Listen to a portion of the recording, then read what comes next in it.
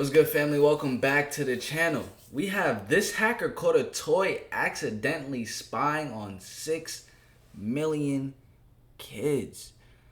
Now this just reminds me, I feel like we always getting spied on. I'm gonna be completely honest with you guys, especially when it comes to our iPhones. That joint is constantly listening to us. When it comes to the most simple, like I just feel like our iPhones and our laptops be watching us. Definitely through the government, constantly tracking us, 100%. And like even for the fact, like you could literally have a conversation with one of your friends about anything. It could be about freaking hot dogs. Next thing you know, you'll be scrolling down your Instagram reels and you will just see hot dogs. Like out of nowhere. You could be talking about anything. You could be talking about workouts and then workout things will pop up. So it's like, how is that even happening? I believe that our iPhone is just constantly listening to our conversations and what we say so they could better advertise towards us so we could spend more money. Those are just my beliefs. But it seems as if this is on an entirely different level. They are spying on children. Let's see what's going on. Christmas is right around the corner, and parents are looking for the perfect gift for their children. There's an endless supply to choose from, but high-tech toys are all the rage. They talk. That's right. I'm talking to you, Sid Phillips. They listen. Hello, Dreamhouse. Let's bake some cookies. Yum! Let's bake some cookies. They are your companions. Get Up and Go-Go is a sweet puppy that just loves to go for walks and play with you like a real puppy. And some even have magical powers. Mix your potion. Make your pet. What's inside? Witchcraft type of toy is this? But this holiday season, you'll want to take a second look. With a doll that might be storing kids' secrets. I'm in charge now. You might think I am just a sweet toy. A wand that lives up to its sinister name. And a child-friendly tablet that's made valuable information vulnerable. It appears not all these toys are... So one of my friends has a little brother and they had gotten like this Harry Potter thing. Like some pamphlet with a wand. And in that package in itself, it was literally spells. Like teaching children how to cast spells, what to say, and how to move the wand. I'm like, oh nah, this joint is some witchcraft. It's going crazy. Are safe for play. Which toys should be on your do not buy list this Christmas? Beware of children's spy toys. Do not send any hate to anyone mentioned in this video. This video is simply for tablet can do it all. Only. And, as hackers have discovered, even some things it's not designed to do. But when an app on the tablet provides an in for a massive hack, the reputation the company is built on might never recover. VTech. It's a company that's been synonymous with childhood play for the past 45 years. Sure, the Hong Kong-based brand also makes cordless phones and baby monitors, but tech-centric toys is, and always has been, VTech's claim to fame. Whether it's a light-up drum set, a color-changing flashlight, or a kid-friendly laptop, the technology VTech adds to children's toys is a twist that makes playtime all the more magical. For many, the company's interactive and confidence-building gadgets are the perfect way to introduce children to the ever-evolving world of technology. But is VTech really setting children up for their future, or robbing them of one? In 2013, VTech introduced a new toy to their line. This is the InnoTab 3S from VTech. The InnoTab 3S was an iPad alternative built around a child's developmental needs. This is an age-appropriate way for kids 3 to 9 to have their own tablet just like mom and dad. And with safe web browsing, educational apps, and a competitive price of $99.99, the tablet was just as likely to appeal to parents as children. The biggest difference between the 3S and previous models was the introduction of an app called Kid Connect that allowed kids to communicate through the tablet to parents and friends. Nothing takes the place of the time you and your child spend together. But there is a way to stay connected with each other, sharing feelings, intimacies, and laughter, even when you are away. To use this feature, parents had to register their account by providing some personal information on themselves and their child. With that, parents could stay updated on their children through text and voice messages. I love you, Mom. I love you too. But was Kid Connect really as safe as people believed? It lets kids feel like grown-ups as they safely browse the internet and text Browse with friends the and internet? family. Early reviews of the InnoTab 3S were relatively positive, with a consensus that the I don't think there's any type of safely browsing the internet nowadays. tablet was no doubt an upgrade from the previous model in terms of controls and capabilities. There were some issues with performance, speed, and functionality, but children seemed to enjoy the tablet, and reviewers were impressed by the apps, especially Kid Connect. And there was another demographic that was hyping up the InnoTab: hackers. Hackers were dedicated to finding exploits in VTech's tablets. What exactly is an exploit? Well, in computer security lingo, an exploit is a virtual attack that finds a weakness in a system that allows the hacker to tamper with the software and,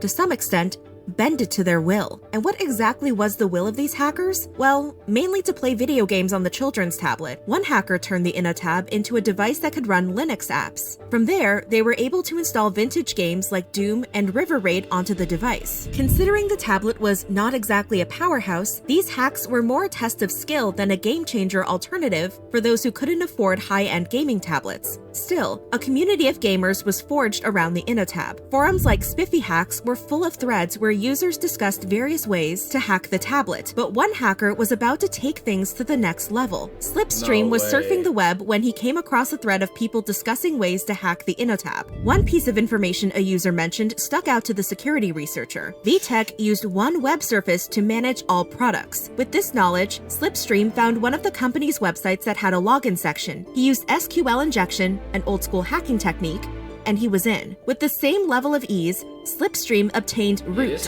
a word for access with full authorization or control of a server, aka total virtual freedom. The hacker could now do whatever he wanted. With this newfound power, Slipstream snooped through the VTech servers until he hit a motherlode of information. This is when the hacker said he realized how serious the nature of what he'd been able to uncover so easily was. He decided to go to a journalist with the information rather than VTech, a company he believed would never listen and possibly even attempt to cover the breach up. The hacker reached out to Lorenzo Franceschi Becchiarai, a journalist who writes for Vice's tech division, Motherboard. Slipstream told Lorenzo VTech was guilty of one major online crime: security.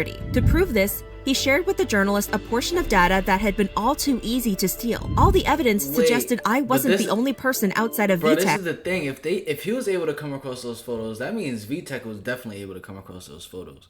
You know what I'm saying? And all the photos in our phone, that means the owner of Apple could look at them joints. So I don't know who has some freaky photos in their phone, but you better delete them joints now. I know you do. Stop playing. I already know you do, bro. I already know you do.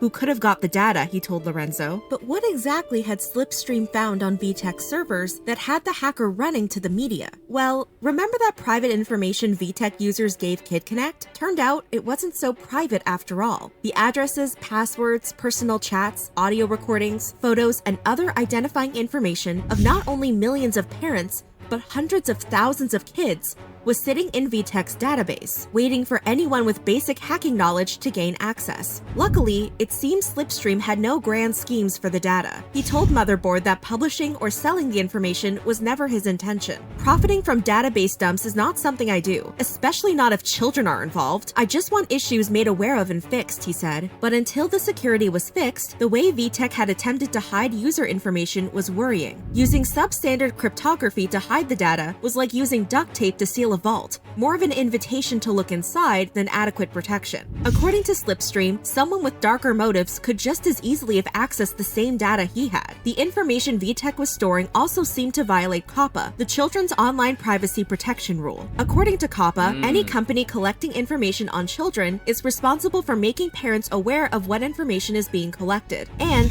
verifiable parental consent, with limited exceptions, is also needed before collecting personal information online from children. And according to Section 312.8, VTech was responsible for protecting the confidentiality, security, and integrity of personal information collected from children by implementing and maintaining reasonable Bro, it seems like VTech about to get sued from all different types of angles right now. security procedures. In all these areas, it seemed VTech had failed their customers. But this was far from the first time a toy had done more harm to little ones than good. Meet Vivid Toy Group's Doll of the Future. What's your name? My name's Kayla and yours is Abby. She understands you? Introduced in November 2014 as a step Bro, that's towards crazy. new frontiers in playtime, my friend Kayla was able to answer almost any question, making her the smartest friend children would ever have. What's this? The Eiffel Tower in France. The singing, talking, and always listening doll could tell stories, take part in games, and share photos. Bro, this She's not just a exists? doll, her makers at Genesis Toys insisted. She's a real friend. But with this many capabilities, was Kayla a doll out of a daydream? or a nightmare. According to the discoveries of security researcher Ken Monroe, Kayla was not as innocent as she appeared. The doll used her necklace listening device to answer questions using Bluetooth. Essentially, this gave Kayla access to any information available on the internet. But parents fear not. Security features prevented Kayla from saying anything inappropriate. Except, of course, if she were hacked. A cyber attack Ken Monroe claimed the doll was vulnerable to. According to Red Siege's Tim Medin, the only thing that stood between a hacker and the doll was that only one device could be connected at a time. This meant the moment someone disconnected their Bluetooth from Kayla, an opportunistic bad guy could strike. And although Tim found Kayla did a good job of censoring bad words, through the doll's speakers, a hacker could play any sound and use the doll as a microphone. Anyone within range can use this toy to listen to and communicate with the kiddo. Hackers in range could also use I think I actually came across a video like that just on an Instagram reel where someone was speaking through someone's Alexa in their house. That is crazy. That's crazy. But even in this instance, like, the doll was able to tell that the picture on the screen was the Eiffel Tower, which means that the doll's able to see and, like, process visualizations? Doll to record audio. When Kayla recorded, Tim noted that her necklace lit up.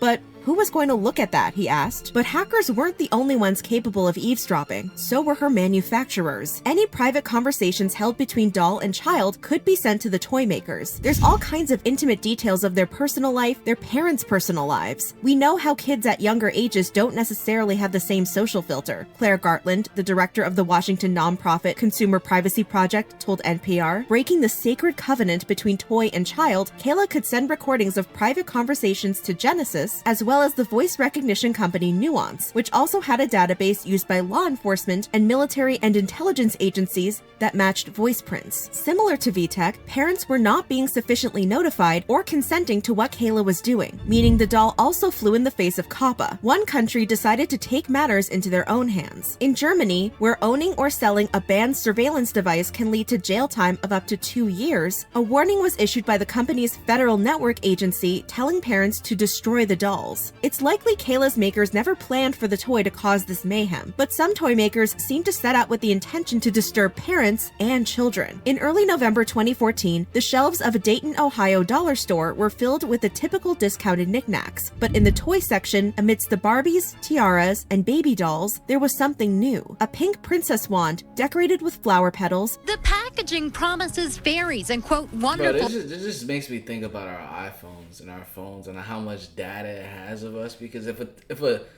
toy like this that's not necessarily a computer collects all this data and is being sent out to different companies, bruh, imagine our phone, imagine your Alexa, imagine even our TVs, our smart TVs, all of that.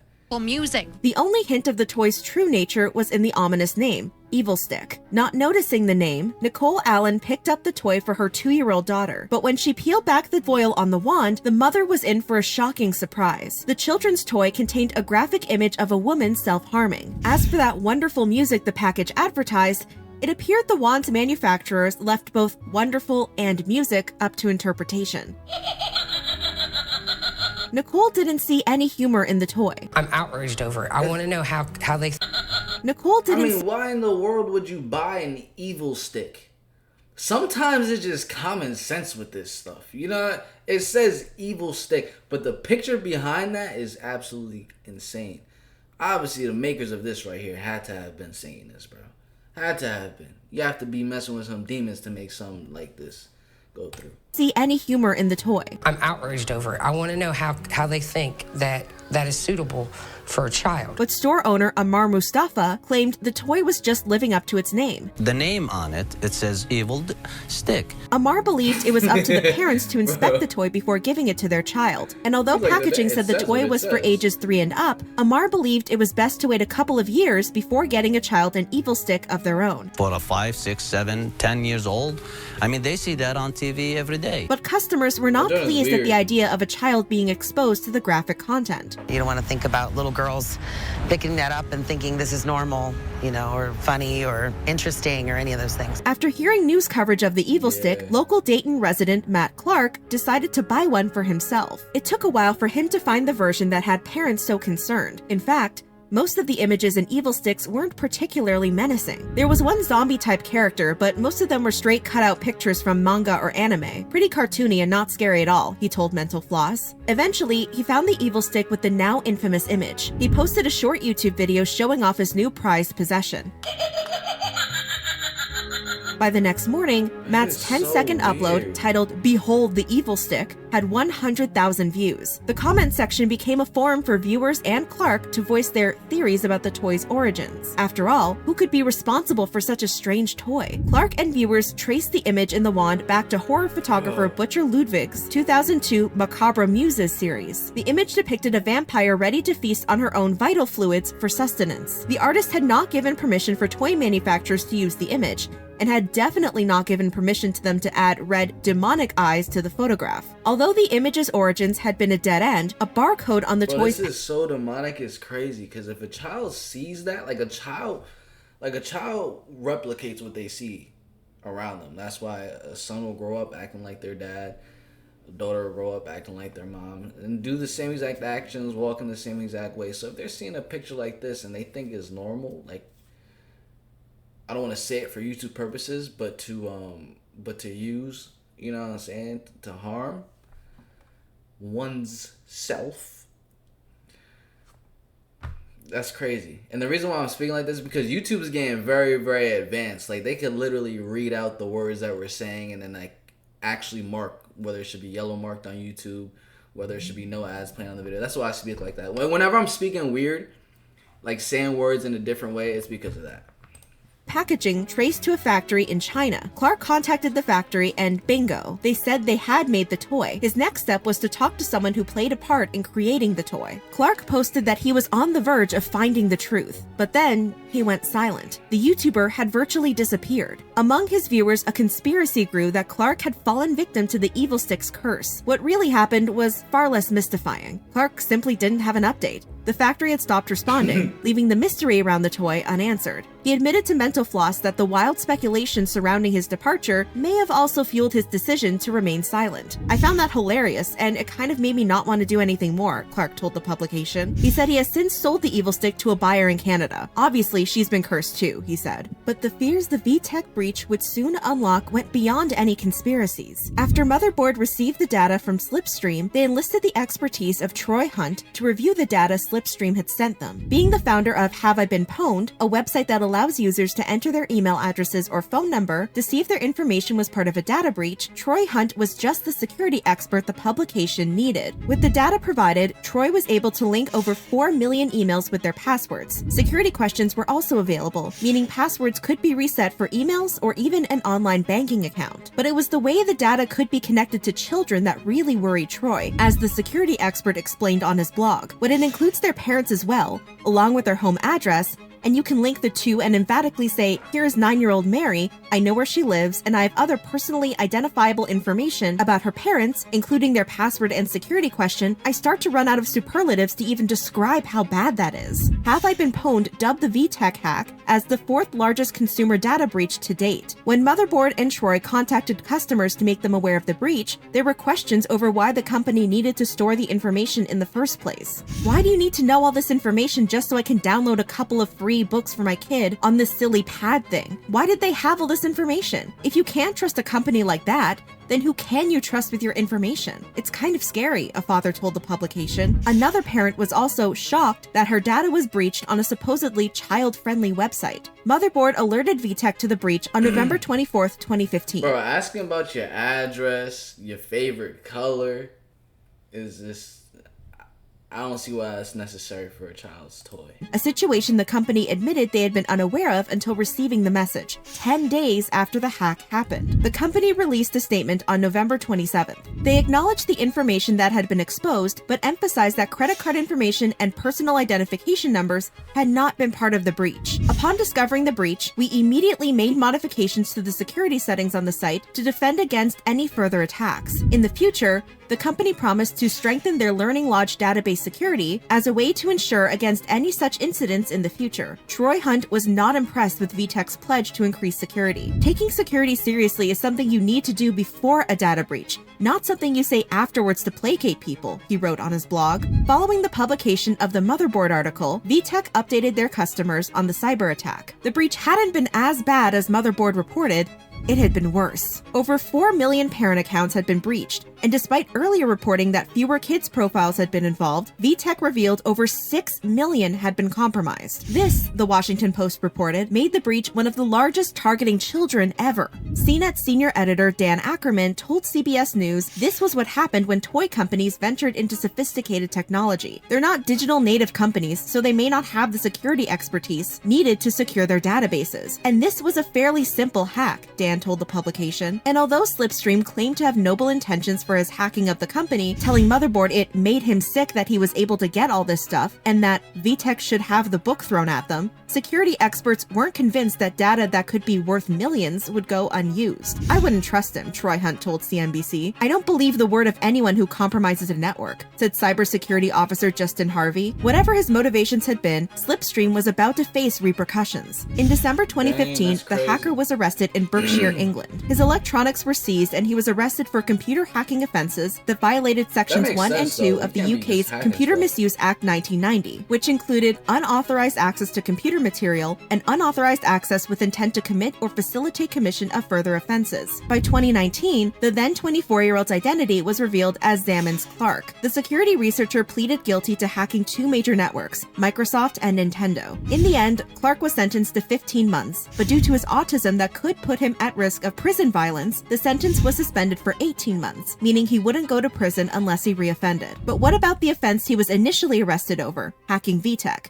Although Slipstream took responsibility for the breach, the company didn't end up prosecuting him. After all, VTech had already dealt with their own legal consequences. The Federal Trade Commission found the company had broken U.S. laws governing the way data about children is gathered, and failed to take reasonable steps to secure that data. The company was fined $650,000 for their failure to protect the privacy of the children using its gadgets. After their public shaming, it seemed that VTech was a changed company. They pledged their commitment to COPPA laws and increase security. To prove this to their customers, they also promised to go through regular independent data and privacy audits for the next 20 years. All of this made it sound like the company was determined to do better. But were VTech's promises real or just for appearances? According to VTech, parents should take responsibility for future breaches. A VTech spokesperson claimed that, although the company was working to improve their security, no company that operated online could provide a 100% guarantee that it wouldn't be hacked. Troy Hunt was disappointed by the company's decision. People don't even read these things, he wrote in a blog post. If VTech felt it was too much effort to protect their users' data, Troy advised the company to at least put that on the box and allow consumers to consciously take their chances rather than implicitly opting into the zero accountability clause. What was most dangerous about the information VTech was storing still might not be immediately apparent to most. Names, genders, birthdays. Sure, it's personal information, but it's not necessarily a secret. In fact,